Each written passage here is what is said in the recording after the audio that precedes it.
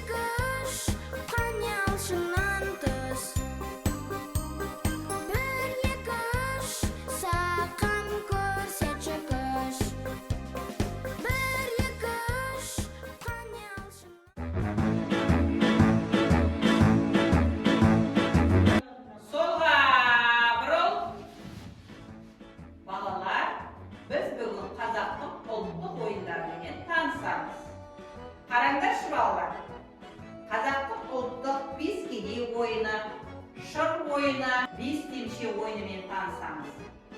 Бірінші бес кедей ойынын қалай ойнаймыз? Бұл ойында екі бала асықтар арқылы ойнаймыз. Қызыл түсті және көк түсті. Ойын қатысушы бала сары сызық пен сызылған сызықтың үстімен асықтарды алға, оңға, солға жылжыту арқылы жүреді. Ойын қатысушысының асығының алдында тұрған асықты аттау арқылы асығыменен жеңіп алады. Ойын соңында қанша бала асықты көп жинаса, сол жеңіске жетеді.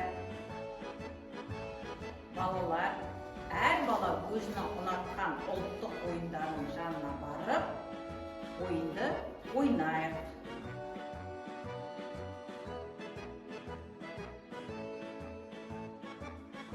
Балалар, қараңдаршы, бұл шыр ойынын ойнау үшін ойын бастаушыны анықтап аламыз.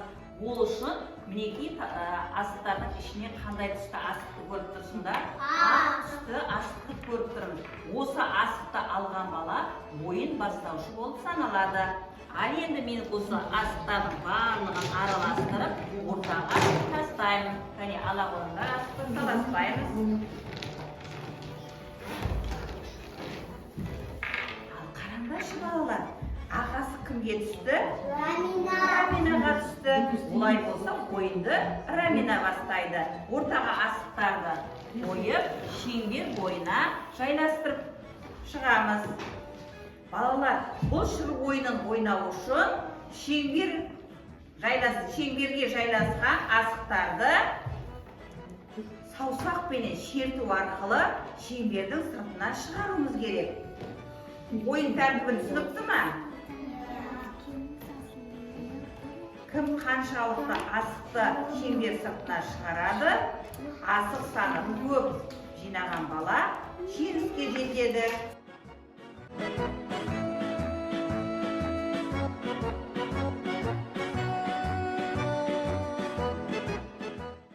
Балалар, бұл кестемше ойынын ойнау үшін әрбір қатысушыға бір қазанды 5 отау болады. Бұл ойынды қалай ойнауға болады?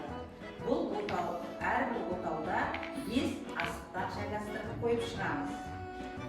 Ойынды бастаған уақытымызда ойын бастаушы отауында бір асықты қалдырып, келесі асықтарды 10 қапталдан бастап бір-бірлеп отауларға қойып шығамыз.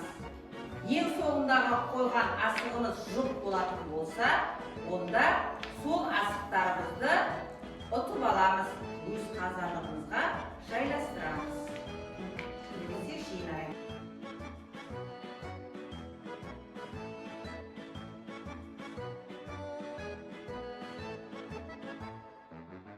Балалар, біздің енді ойнайтын қимылды ойынымыз көкпар ойын деп аталады. Көкпар ойынын аттың үстінде шауып келе жатып, еденде жатқан, жерде жатқан көкпарды иіліп алып, қарама-қарсы топтағы қазандыққа салуымыз керек.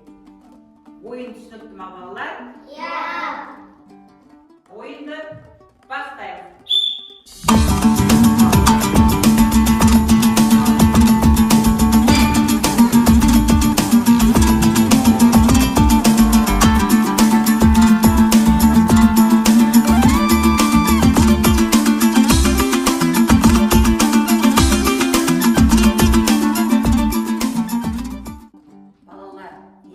Аз қимылды ойын ойнаймыз. Бұл ойынның аты қамшы тастамақ деп аталады. Қамшы тастамақ ойынын ойнау үшін ойынға қатысушы балалар көрпешенің үстінде отырады. Ойын бастаушы арттарынан айналып шеңбер бойынан келе жатып, қолындағы қамшыны балалардың артына қойып кетеді. Артына қамшы қойылған бала орнынан тұра, бір-біріне қарама-қарсы шеңбер бойымен жүгіріп келіп, қолына қамшыны тез жылдам шапшап алып алу керек. Ойынды бастаймыз ба балалар? Иә!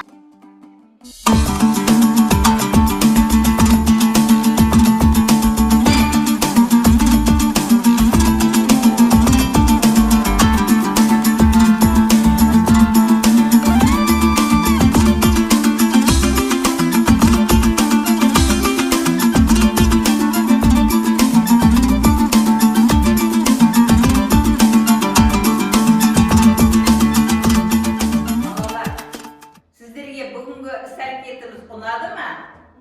Иә! Жарайсыздар. Маған кім айтып береді? Қандай ұлттық ойынды ойнадық? Сарин айта ғой. Қазақтың ұлттық бескене ойыны. Дұрыс айтасың. Қазақтың ұлттық бескене ойынын ойнадық. Және тағы қандай ойын ойнадық? Ақтоты айтып бере ғой. Қазақтың ұлттық шыр ойыны. Дұрыс айтасың. Және қандай ойын ойнадық? Қазақтың ұлттық ойыны қамшы тастамақ. Дұрыс айтасың, қамшы тастамақ деген ойынды ойнадық. Жарайсыңдар балалар. Балалар, бүгінгі ұйымдастырылған іс-әрекетіміз аяқталды. Сау болыңыздар. Сау болыңыздар.